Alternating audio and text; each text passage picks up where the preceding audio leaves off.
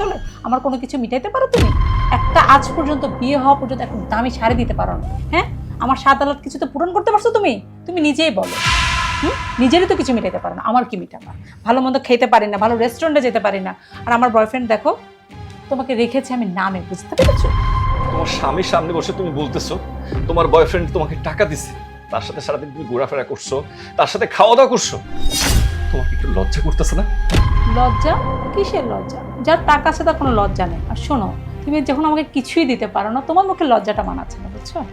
যার টাকা আছে তার কাছে সব শোক, লজ্জা বলে কিছু না।